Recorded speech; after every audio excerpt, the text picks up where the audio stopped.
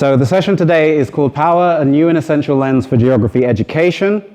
And what I'm going to be doing during this session is advocating for a new foundational concept in geography, something which will hopefully introduce a more critical geography which is truer to some of the outcomes that we have positioned both in our national curriculums and also in the curriculums that we teach our classes. So first off, I'm Daryl. I'm a teacher. I'm a head of secondary at a small international school in northern Germany. I've got like 10 years or so experience in the UK as well.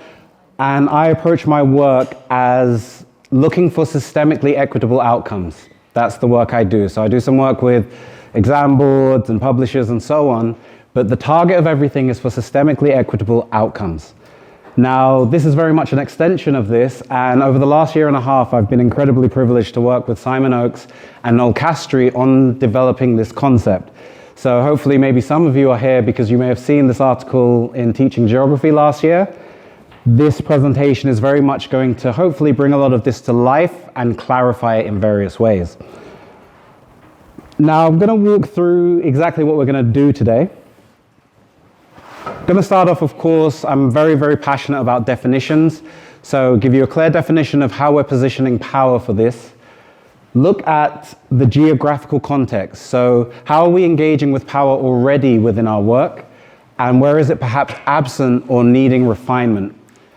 From there, I'll put a case forward to why we need a more explicit concept of power in our curriculums.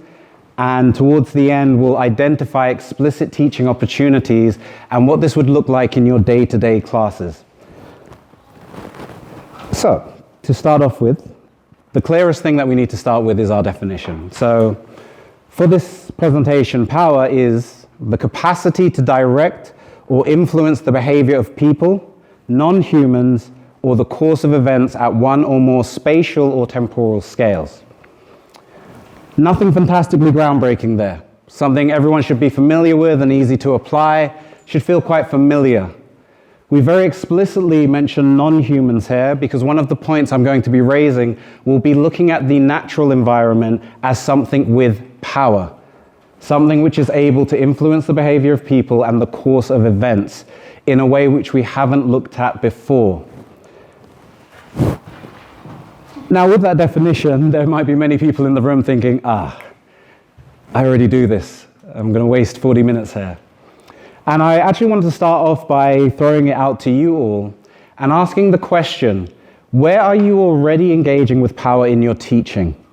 What types of things are you teaching, or what language might you be using instead of power that you're engaging with how human behavior is influenced and how the courses of events are altered?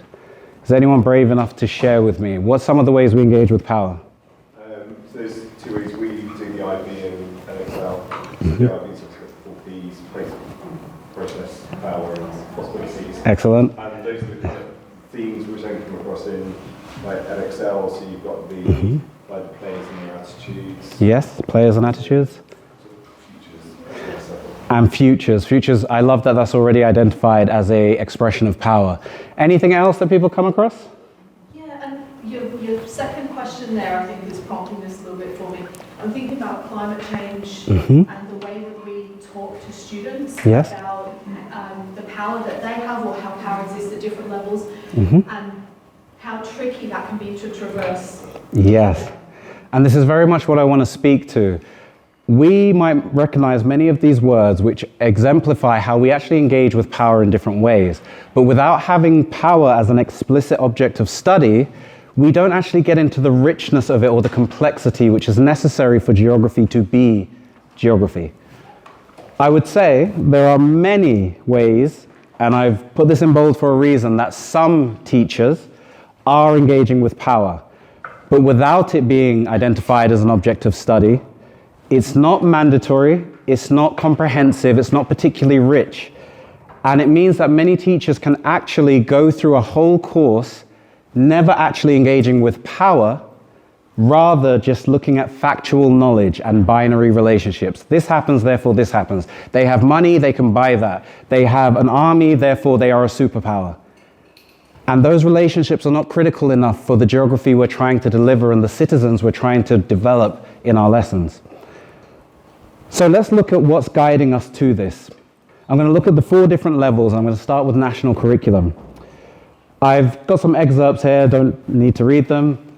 But if we start off with the subject content, and I've just got a little excerpt here from Key Stage 3, where it says students should understand how geographical processes interact to create distinctive human and physical landscapes that change over time.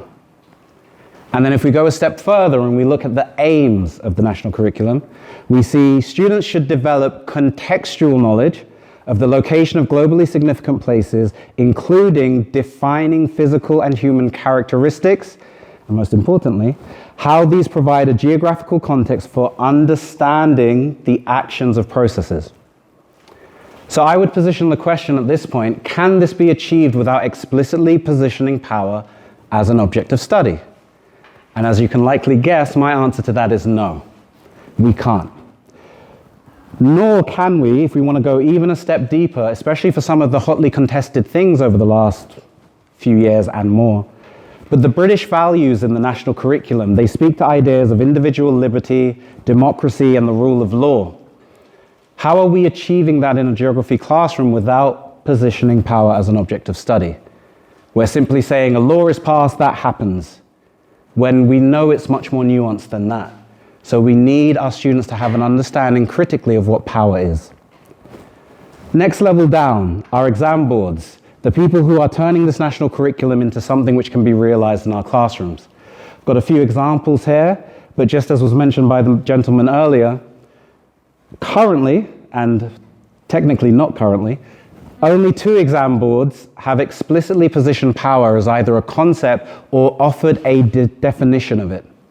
That's the IB, who currently still has power as a core concept, and Edexcel from 2007 to 2016 did not have it as a core concept, but positioned a definition for it, which was admittedly limited to human interactions. We do frequently see power in all curriculums with regards to subjects like superpowers and trade, but we're not seeing power studied or looked at critically. And even more importantly, I would say, it's not present in our assessment objectives. Our AO1 to AO4 has no element of power. We see scale, we see place, we see space, but power is not there as a skill, as something to know or something to understand or something to apply. And therefore, across all of our different curriculums and our teaching of geography, it lacks a clear and consistent definition or application in assessment. And without that value positioning, there is no incentive for teachers to try to engage with it. There is no incentive for students to try and engage with it, because with our current geography, through factual knowledge, we can still get our top grades and everything. So the next step is then our assessment. Within our assessments, I've got a collection here of questions that many of you may recognize. They're from a selection of different exam boards, from IB to WIGEC to OCR to AQA. They're also from GCSE and from A-level. And we can easily identify here that power has a clear importance as a lens to address all of these questions. And if we can use it to engage with common question types, it allows us to have it in a way which can enrich the geography that we're teaching. But power continues to be absent from these mark schemes and assessment objectives. Through my research, which I do not claim to be completely comprehensive, I have never come across power as a concept within our mark schemes. But our exam boards are asking for evaluation. They're asking for justified or evidenced judgments and decision making. How can we do that without critically engaging with where power is happening to make these decisions and make these things happen? So with that deep look at what the state of power is in geography at the moment, you may ask, then where does power belong? What are we trying to do here? What do I want to change? We have here, if it comes up, our core concepts in geography. You'll recognize these, they're present, we'll recognize all of these. These are our core concepts. In almost every curriculum, every textbook, every representation of geography, you'll see some variety of these words. I couldn't include all of them, many of them have variations. But it starts off with the very universal. The three that you'll see everywhere are place, space, and scale, are universal concepts for geography. And if you combine those three things, you get our most important thing, our patterns. The idea that everything takes place somewhere, everything takes space in some sense, everything operates on some kind of scale, and if you look at that, you end up with a pattern. Now, if we think reflectively, the majority of our geography teaching falls into this. We're identifying patterns. We're saying what does happen and what it looks like. And the problem here with these universal concepts, which are very high level, there is no vehicle to explore the outcomes. There is no way for us to richly engage with these progressive, decolonial, anti-racist, environmental justice, social justice pedagogies, because we can't discuss causality within complex, multi-factor phenomena. Now, of course, there's a second layer of our concepts here. Our different concepts, processes, networks, interconnectedness. These different processes here, they add another layer, and this is where we begin to see things split into human and physical. But of course, what I'm positioning here is that power is missing from all of this. And similar to place, space, and scale, power, nothing can take place without power. Everything has a source of power to make it realized. All phenomena are powered. We have power of place. You need power to create place. All of these concepts are embedded with power that currently we are not investigating or analyzing. With these connections, we have to position power for us to have a critical geography education. Now, what could this look like? I'm going to use the basis of the recommendations from the GA recently and some of their work to put together a new structure for the concepts within geography.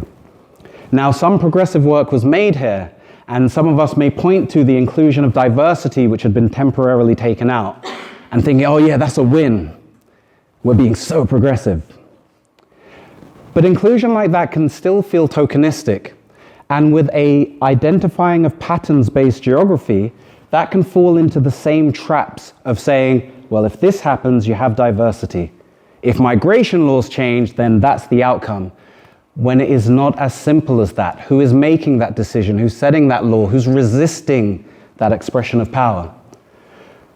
So we would position here having power included in these now 5 core concepts.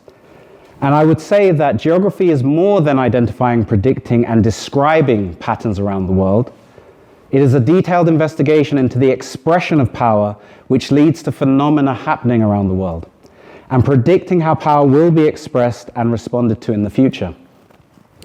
Without this inclusion of power at curriculum level, I would suggest, geography will continue to reproduce minimizing and descriptive binary relationships which curb critical thinking, they minimize progressive thinking, and stifle the transformation of consciousness that leads to change. We need power to have critical geographers, to have citizen geographers. Now, I'm not the only person who believes in this, and I'm not the only person thinking this, and I'm going to put forward some words that have been shared by Simon Oakes and Noel Castry, who couldn't be here in a presenting capacity, for their support. So bear with me as I read through these. Without power as a cornerstone, we allow for a curriculum that diligently maps the world without always grasping the nettle of why things are as they are. Ultimately, the geographies we live, teach, and learn about are an outcome of power relations, because things might have turned out otherwise. Understanding of process doesn't fill our curriculum power vacuum. Learners deserve to know why some processes, flows, and voices are allowed to operate or given permission to speak in systems and places, while others are not. In the absence of power, learners gain knowledge of how diversity, inequality, interconnection, systems, and places manifest themselves without always understanding why things are as they are. In the absence of power, critical geographical thought is potentially neutered. A growing number of teachers perceive and are troubled by the power vacuum in curricula. It's a common denominator in criticisms of school geography, though not always named as such. Many teachers choose to fill the power vacuum as part of their own practice, but it is not a regulatory requirement. And we believe it should be. But there is little time left before the new curricular criteria are written, hence our advocacy. Nearly 30 years ago, Simon's PhD supervisor, the late Sally Eden, impressed upon him her steadfast belief that power is geography's most important foundational concept. Simon has not read or seen anything since to make him think that Sally was wrong. The 21st century geographical challenges that our children need to understand and navigate are all issues of power. Geopolitics, climate justice, resource security, landscapes of the Anthropocene. Power runs through them like writing in a stick of Blackpool rock, or a Blackpool stick of rock. Powerful words. And from Noel Castry, power is woven through the fabric of the world's human and physical geography. What's more, new forms and degrees of power are coming into play each decade. Let's consider artificial intelligence and escalating climate change, for instance. Power suffuses our lives. We need to help students understand why, how, and what the consequences are. These are not the only two people who feel strongly about this. I'm very hopeful that this idea can be pushed forward with many important conversations happening in the next 2 years regarding our geography curriculums.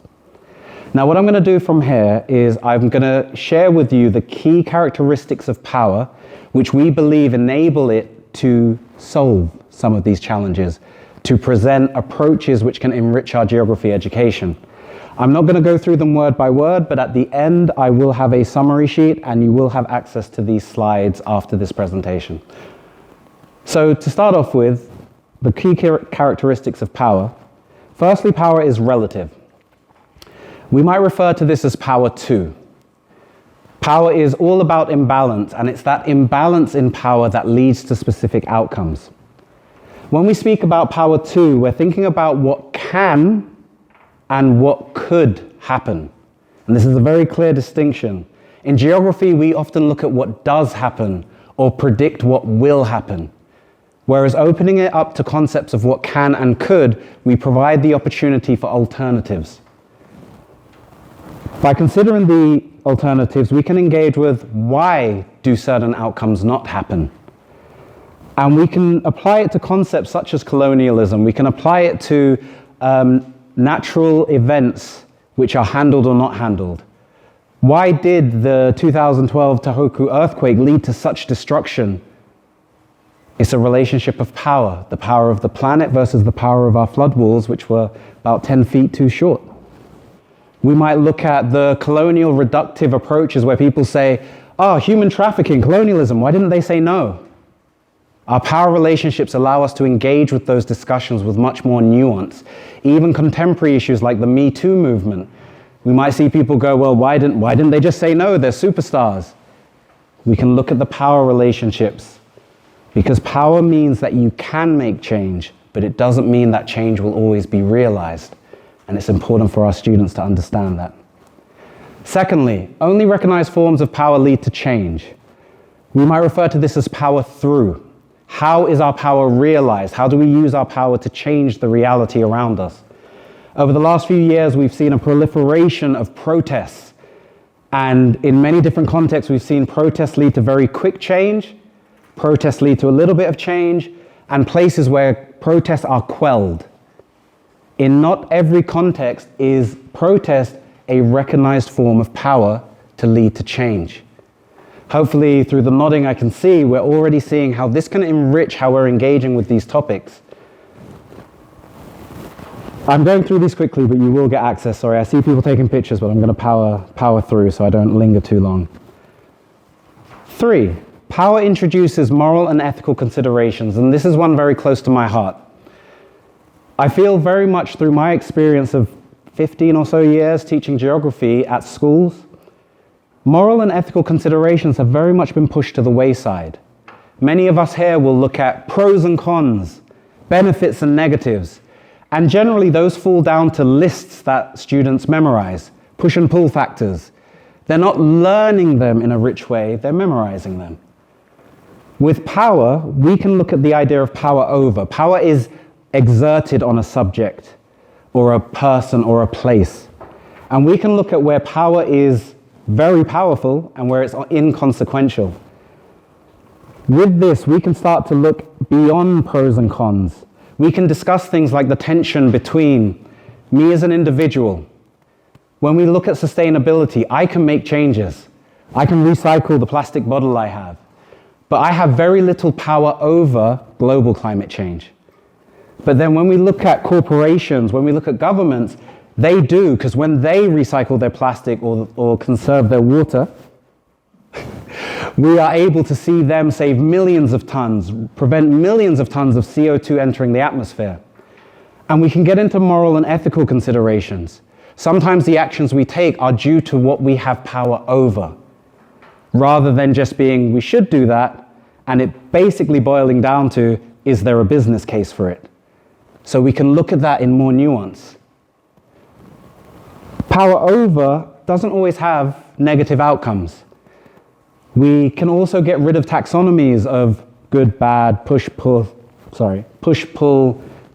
pro, con, benefit, negative. Because with moral and ethical positioning and understanding of power over, we can look at the world in much more nuanced ways. How power over can include silencing and denying, but it can also include supporting.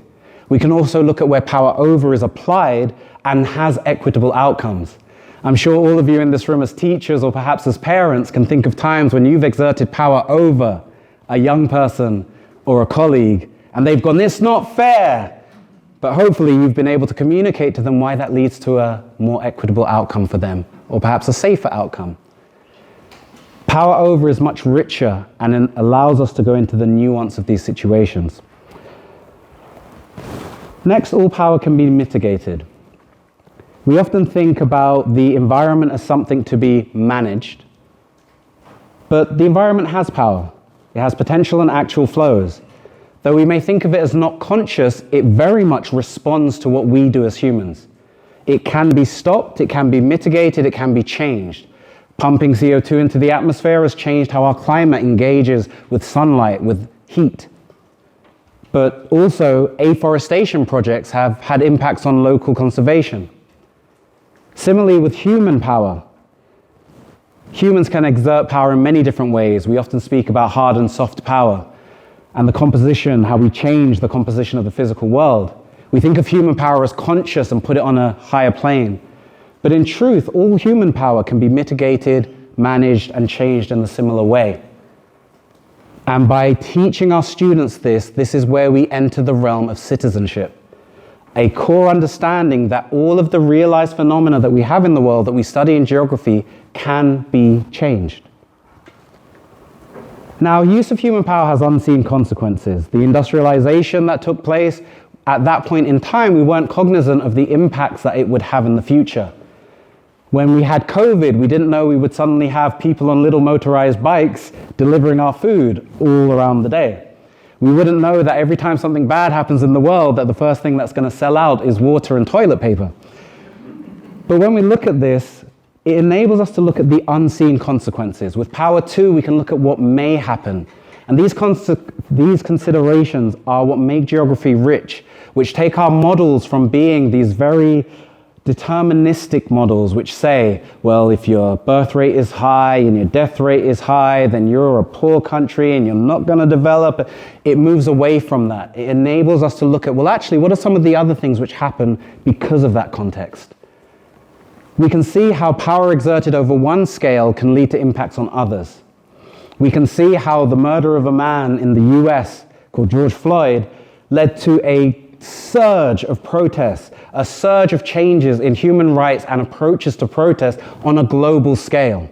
That wasn't predicted, that wasn't considered, because we weren't considering the power of the people to try and enact change. And finally, this may be the most core point. Power is everywhere. Nothing takes place without power. Change cannot occur without power in any sense. Continuity cannot occur without power. And are these not the two foundational points of what we are achieving in geography? Are we not teaching about change? So I argue that these are the key characteristics of power which ensure that we can have a critical engagement with geography. As I said, here is my summary. Power is relative. Only recognized forms of power lead to change. It introduces moral and ethical considerations.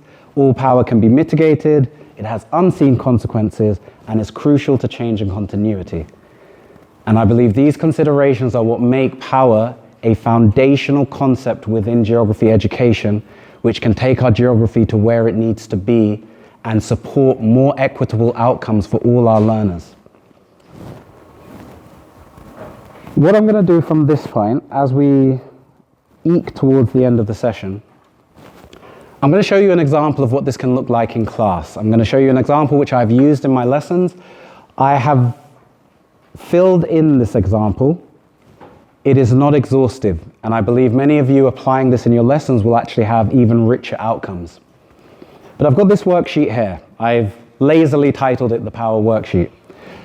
This can be applied to any topic that you're learning, though I will be honest, with purely physical geography, so if we're looking at the long profile of a river, this is not going to be as applicable for our more procedural elements of geography, the ones which are literally water flows, you have these forms of erosion. So these are mainly for our multi-factor phenomena, where there are different powers at play. Not to say that there aren't different powers at play in physical geography. So, for migration, the first thing that I would get my students to identify is who is involved, and let them explore who's actually affected by migration. And we'll likely end up with a list something similar to this: business owners, governments, the actual migrant, the migrant's family, the different communities. And there's actually many more that can be added here. But one that we need to make sure we have is the environment.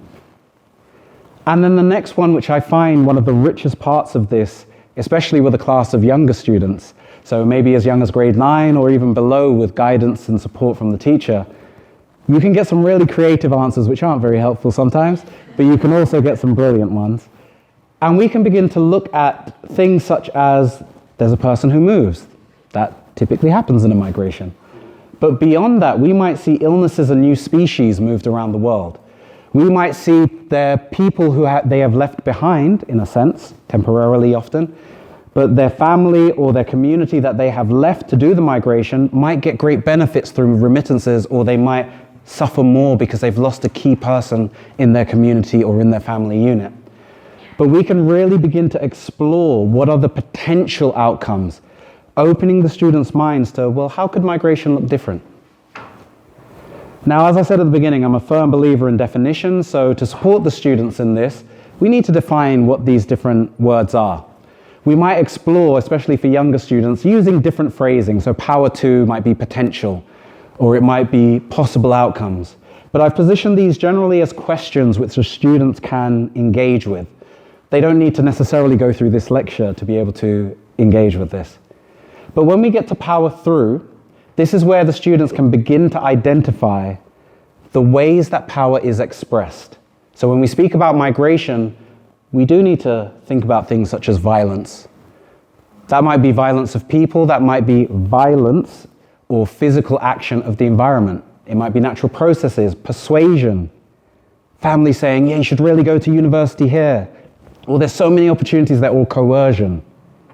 If you send your daughter with me, I'll ensure she has a great life.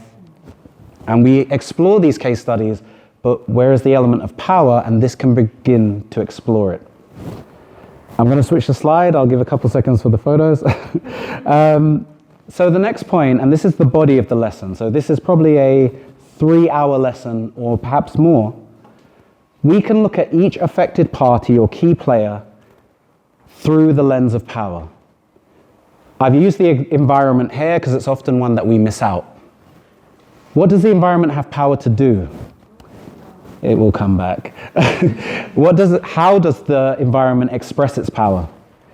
In what ways does the environment have unrecognized or unexercised power? And this one can be an excellent question for the migrant themselves. Why is it that migrants who might be classified in a quite aggressive way as irregular, or what might be used in a governmental sense, illegal, why aren't they voting? Why aren't they petitioning? Why are they unable to exercise that power? Why are they considered illegal? Why do we have certain countries with laws which say if you're from that country, that's the end of it?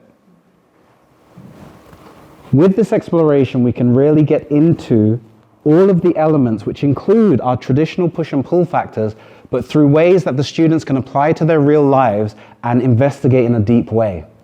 I've got a blank version here, so again, we could do this for the lead migrant, you could do this for the business owners, you could do this for the local community.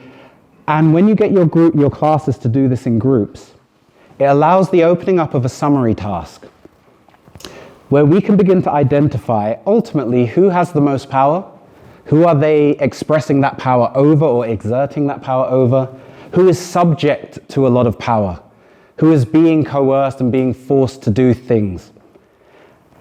And finally, we can get into our moral, our citizenship-based advocacy work. How can we change the outcomes in this scenario looking through a lens of power?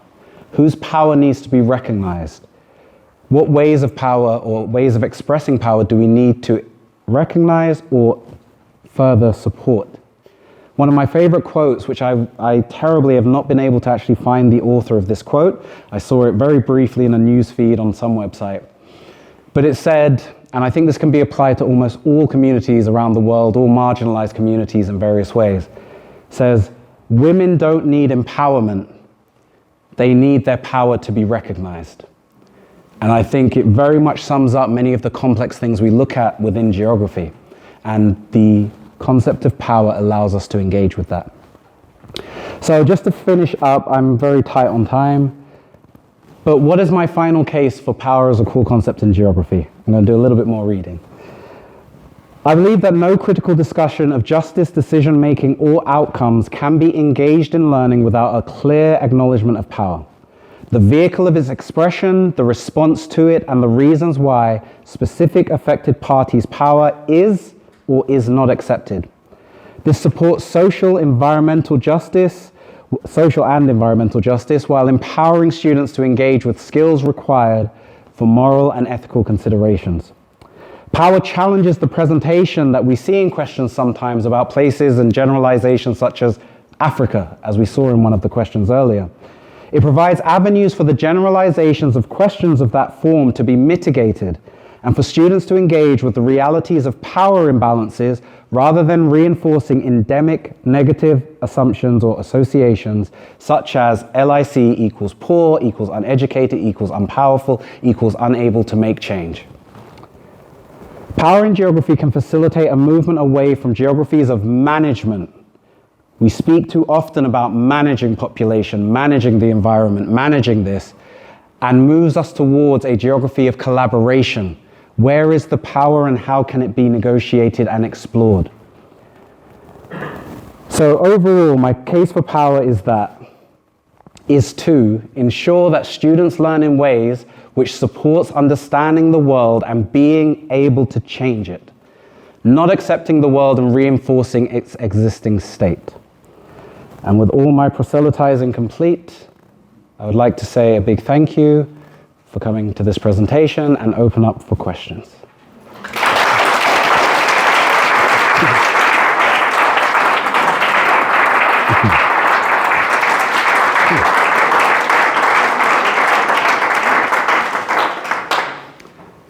Now, because there isn't a flurry of hands up, I'm going to be double cheeky here and just say I'm a big proponent for feedback and improving things. If you have the time or patience or you're willing to lend me your expertise, any feedback about these concepts and about even the presentation of these concepts will be gratefully received as we continue to develop these ideas. And if anybody wants to collect on LinkedIn, feel free. I will be reaching out to geography teachers in the future to explore these ideas and how it looks in people's classrooms. So please do connect, and any feedback will be gratefully received. So yeah, questions? So firstly, Daryl, you know I'm a fan of this, right? Yes. I'll begin with that. So, my reflections are more to help you preempt what might come when you push this further. Mm-hmm. So the first one is, I think, from physical geography, a challenge you might get is, would the word energy do the job just as effectively? Mm-hmm. You don't have to answer that now, but it's one to preemptively kind of, and I don't think it's one that you have any issue addressing. Not particularly, But it but will come. yeah. Please say energy instead because it's more Yeah. political. Yeah, the didactics of language will need to be explored, but I'm a firm believer of a rose by any other name would be just as sweet. It's the outcomes of this work which are perhaps more important than everyone saying power to. So, and the second thing I would say is that I'd strongly encourage you to work with universities on the geography subject benchmark statement. yes. Because I don't think that I have a problem adding power to the geography subject, which is the equivalent of our curriculum Yes. map. And why that helps is that if you can then say, but when they get to university, they've got to learn about power, it makes a stronger case to say we've got to do it in school geography, right? Yeah. So I'd encourage you, if you can, to start there. And then Yeah. So you're saying that's the way through which I should express the power? Languages of power, I'm sure many of us have taught that in different ways, but yes, we've got to speak the languages of power to try and make some of these changes happen. I'm just building on what James said just a moment ago. I've only recently done my degree in environmental studies with the Open University, and power is one of those 6 things that we absolutely have to discuss, have to talk about. Powers and values, and we talk about futures as well. Excellent. So there are At higher education. How do you suggest we get that trickled down into key stage 4, or is it something that we really should leave until university? Oh no, I'm very much a belief, you know, when we come across students in our classrooms, especially our students who are some of the highest achievers, they're using high levels of language, and we often speak to, oh, well, their parents took them to museums, their parents have these jobs, or their carers. If you begin using complex language and topics from an early point, it will be onboarded. The idea that young children can't handle complexity is rubbish. The earlier and more appropriately you introduce something, the more it will develop towards the end. I firmly agree with what you're saying. One of the panels I was on earlier was about that interaction between school level geography and higher education level. In my role as a school leader, I've been privileged to see the context of Germany, which has a requirement for connection between schools and universities. And I very much think that is one of the avenues, agreeing with what both of you have said. And thankfully, having people like Noel Castry explicitly involved, hopefully we can gain some momentum for this. Thank you. Thank you, that was absolutely amazing. And I've got another week of my Easter holidays left, so I'm going to be reviewing some schemes of learning next week. And I was just thinking what James said earlier about enabling people to use geography deliberately for the betterment of themselves and the world. I teach in a school in Somerset, and a lot of working class kids. And I'm really excited now because I was going to rewrite my Bristol scheme of learning next week.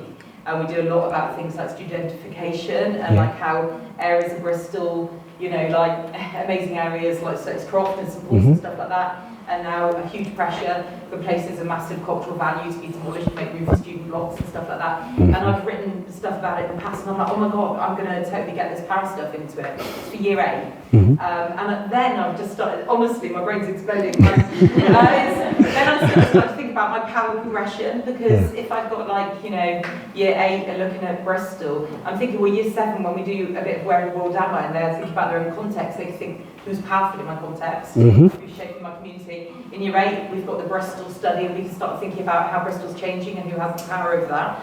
And then I'm just thinking, right, okay, we use Uganda as a country we focus on at GCSE, and I've written a role play about ECOP, and trying to bring in the idea to my kids that you might think this is a really bad idea to exploit the oil, and in many ways it is, but also, do we have the right to tell Museveni what he should be doing in this country? And so I'm like, oh my god, I could bring like a whole power dimension into that as well. So I think this is just so exciting to think how this can progress through the age groups. You're currently my favourite person.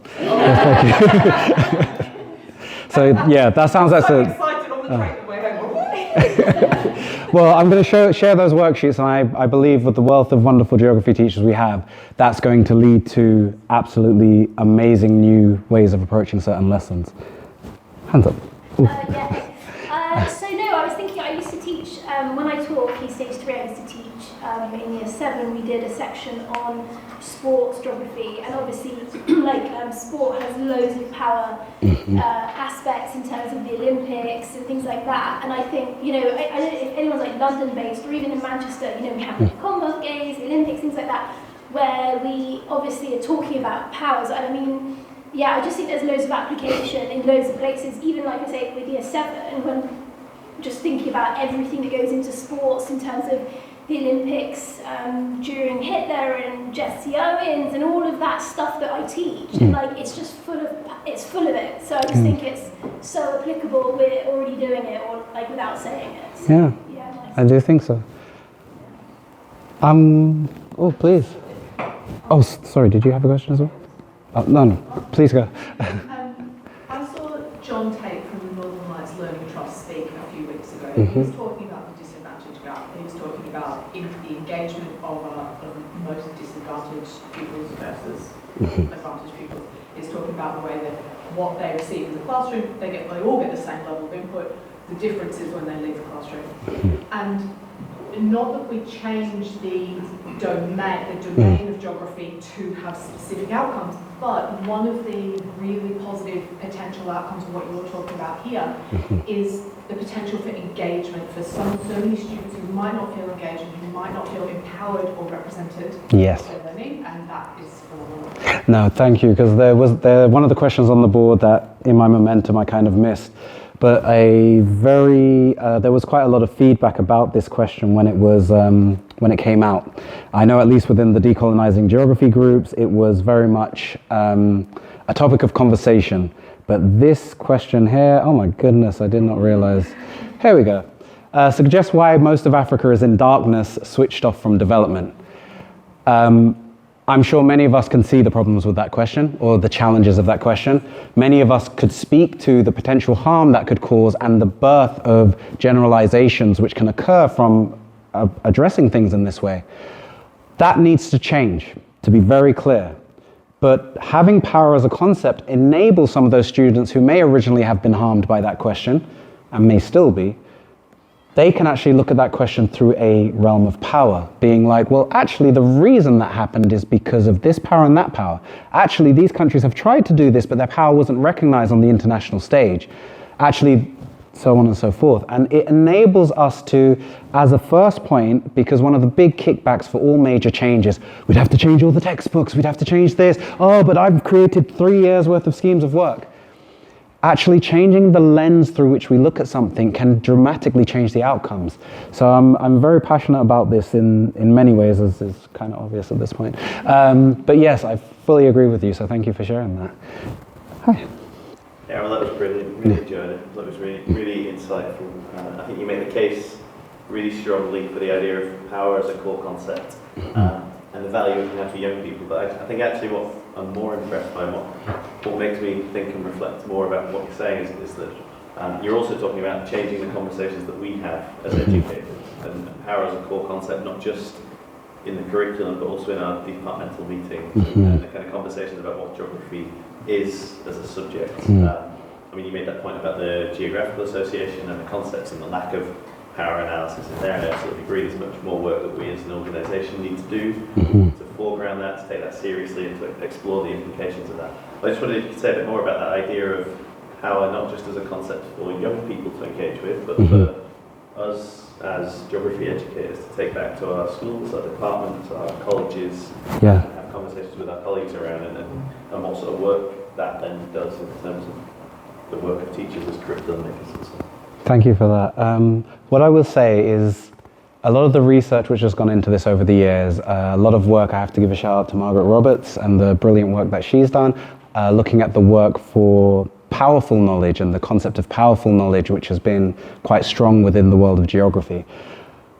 Even when you look at the original concepts of powerful knowledge, you have phrases said such as, the teacher in the classroom decides how that national curriculum and the curricula from the exam board is translated into learning for the students, which in of itself is an act of power. What is included, what is not included, and for what reasons. If we look at it through that lens, even the initial question from James, we can see how we need to be looking through power for us to be able to make a change. So as we go back to our schools, we need to be talking to our heads of department and saying, hey, I'd like to enrich in this part of the curriculum. I'd like to include this in my scheme of work. Hey, is there an exam board who includes that? I am not advocating for any specific exam board, but as we put our pressure on different groups and we can advocate through organizations such as the GA, who will be invited to these conversations about changes to the curriculum. This is one of our vehicles of power. And for me, as I've said, it's so important for me that that is modeled to the students, that they understand that, because that's how change happens. So as teachers, we need to be using our power through the influence we have on our learners, through the influence we have on our colleagues, so on and so forth, to try and make this change happen. Because I can say from the work that I do with various organizations, if there's not a business case, it's unlikely to go forward. The decisions at the top are not being made on a moral basis. We need to demonstrate that the learning that we want to engage with is complex and involves power conversations. Because if we do not demonstrate that in our teaching, we're not going to be listened to. There was another question? Oh, God. Thanks, Daryl. That's really, really fascinating. And I'm just thinking about the connections as well with children's geography, kind of writing, and the way in which I'm sure many people will have experienced both as children and with children, of the way in which children often have kind of very nuanced lived experiences of power, not least in terms of like children and adults, right? And I'm just curious as to whether, if you've had experiences of playing this through in your own classrooms, whether you find children kind of using this language to kind of critique things that are happening, like in the classroom or in the school, just because I think I can see that being really kind of positive and exciting, but it requires kind of teachers in a school context that are kind of, or how can I say, emotionally mature enough to like handle. I mean, it may not be emotional maturity, but who are not threatened by children who are being curious and asking questions and challenging things. So this is where it overlaps with pedagogy. We do need to have enough humility in our classrooms to allow those conversations to take place and to recognize where lived experiences can enrich the learning. And lived experiences are things we are not experts in, because it's their expertise. So by having enough humility to allow that into the classroom, but I will also say, from my experience, which I know is not representative of everyone's, but students are ready to engage. I mean, from even in primary, so my school is all the way through, sometimes I have to cover a grade 4 lesson, but students can talk about fairness, students can talk about, well, I wasn't allowed to do that, I would have done it, but my mum said, and by guiding their discussions of these things through the lens of power, again, perhaps altering our language as we get down into the younger year groups, we can get the students looking at this. I mean, one of my favorite examples is a student I taught from Haiti while I was teaching in China, and he was adopted, and he didn't know much of his history. I got into a very dangerous situation here. He knew he was adopted, but through the work we were doing on a Haitian case study, he realized that he was adopted while the disaster had just taken place. And he, from that point, was inspired, and he was like, I want to teach about this, because I don't like what it says in the textbook about Haiti. And when he was speaking about it, he spoke about the power. He spoke about when he met his current parents. I want to be clear, there's no issue there. It sounds very dark at this point in time. But he was able to explore that, and he was in grade 8 or grade 9 at that time. I think students are ready for it, and we need to be ready for students to be ready for it. Yeah. Simon, I think you had your hand up. One thing that struck me, one thing Oh, sorry, I have my... As a work practitioner and as for essentially part of our subject, I was just interested to know if, because a lot of this is kind of classroom based, whether you've actually had the chance to see how this extends into the field as well. Yes. Have you got any examples that I can remember? Some of my best favorite examples are to do with those of you who are teaching in London, and you may have done walks around Canary Wharf and the redevelopment there, a full exploration of power there. Looking at which communities were able to influence what changes took place, who was kicked out, who was brought in. Whenever we're looking, I believe the walk that was done on the first day of the conference, looking at the northern quarter of Manchester, you can immediately apply power to that. Even the area, if we're looking at urban geographies, which we often do, they're some of the easiest field trips to do, we can look at power through such a nuanced lens, through really looking at how did these changes take place, why do some people feel like this place doesn't feel like it used to, this doesn't belong to us anymore, this isn't Britain anymore, and we see where that path goes. But we can have a look at who was able to make change and who wasn't, who was allowed to speak and who was silenced. Urban geographies, I think, is one of the easiest places to put that straight in. Why in that area of London is that sign in a different language? Why in that area of Manchester is the restaurants, they don't have any English signage on the front? Why is that? And we can look at it through a lens of power. Sorry, Stephen. I just want to say power's bigger than geography as well. Yeah. We've not really talked about it. It's not a claim that there should be geography's superpower. This is a social sciences, humanities thing. Power in history, power in politics. Other subjects are doing it. My son is in year 7 in Cardiff, they're on the new curriculum.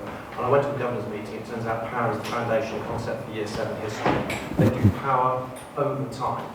We might just say, let's just do space as our concept. They're not doing time as their concept, they're doing power through time, and that's the way they've organised their curriculum. So they're doing that, so what the geography department doing. Yeah. So, Kit.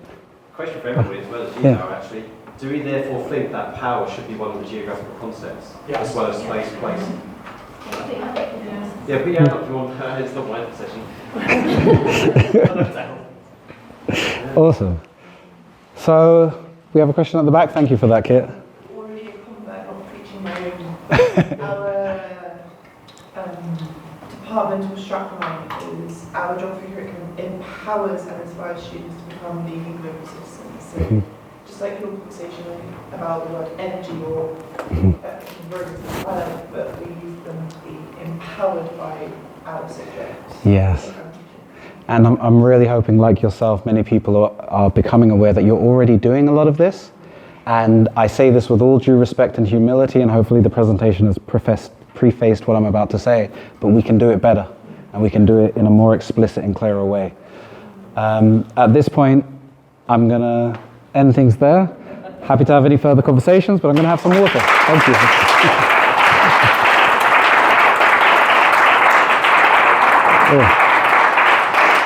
Thank you.